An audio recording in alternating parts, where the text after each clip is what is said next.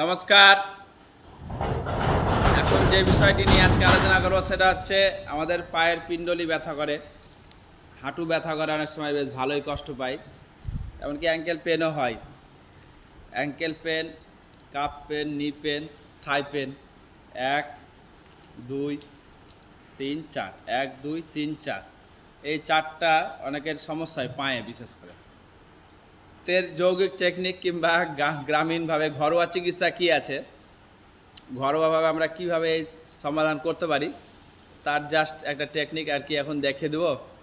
আপনারা দেখেন এবং বাড়িতে যদি করতে পারেন কিছুদিন ঘরে বসে, তবে দেখবেন এর যে সমস্যা ankle pain, calf pain, knee pain, thigh pain, এই ধরনের সমস্যা থেকে ধীরে ধীরে আমরা মুক্তি পাবো।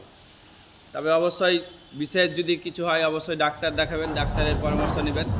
এগুলো ঘরোয়াভাবে ঘরে বসে আমরা কিভাবে আর কি ঘরে বসে ব্যায়াম করে আর কি রোগ সারাতে পারি তার একটা টেকনিক আর কি আপনাদেরকে দেখিয়ে দেওয়া হচ্ছে। আপনারা দেখে নেন এবং এই টেকনিকটা যদি প্রয়োগ করেন, হ্যাঁ, তো দেখবেন আপনার যে সমস্যা আছে ankle pain, calf pain, knee pain, thigh পেনের 1 2 3 4, এই 4 রকমের সমস্যা কিন্তু ধীরে ধীরে কিন্তু মুক্তি হয়ে যাবে।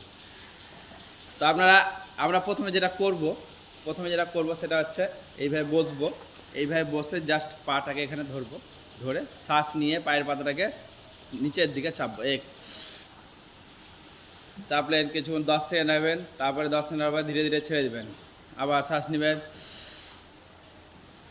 ব্যাস ছাড়েন, আবার শ্বাস নেন, ছাড়েন।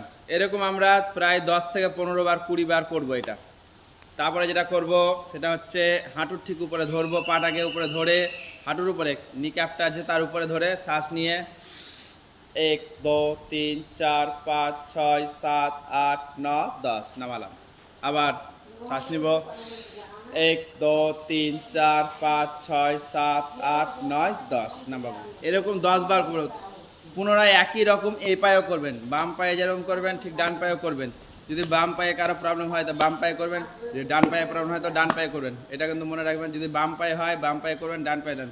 কেউ যদি বলেন দু পায়ে করবো, দু পায়ে ফ্রি করবো, তো দুই পায়েও করতে পারেন।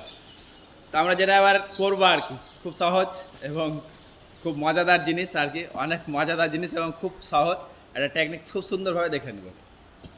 আমরা যে বাড়িতে সবার লোটা আছে, ঘটি ঘটি বলেন, লোটা বলেন, এই ধরনের আমাদের আছে লোটা।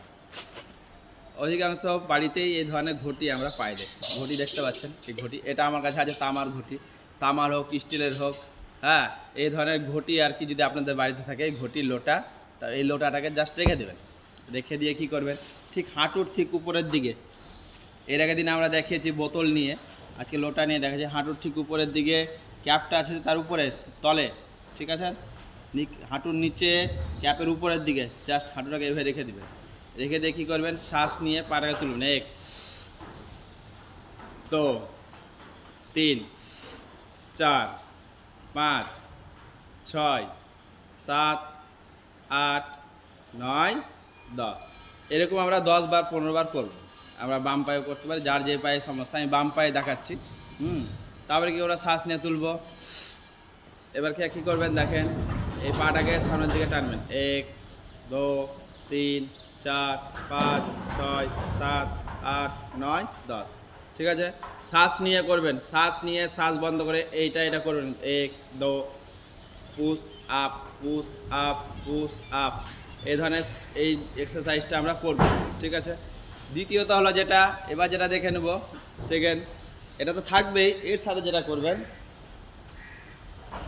এরকম সুতা নেবেন, দড়ি, কালো দড়ি নেবেন। কালো দড়িটা নিয়ে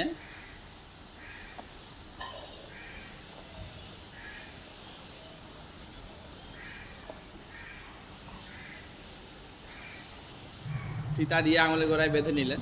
এবার কী করবেন দেখেন, 1 2 3 4 5 6 7 8 9 10।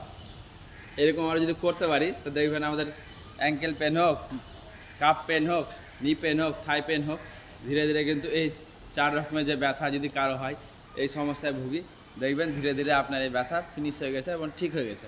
তো বিশেষ যদি সমস্যা হয় অবশ্যই ডাক্তারের কাছে যাবেন। তাছাড়া বাড়িতে আমরা এই ধরনের এক্সারসাইজ আর কি খুব মজাদার এক্সারসাইজ আর কি, আমরা এরকম ধরনের করতে পারি। নমস্কার।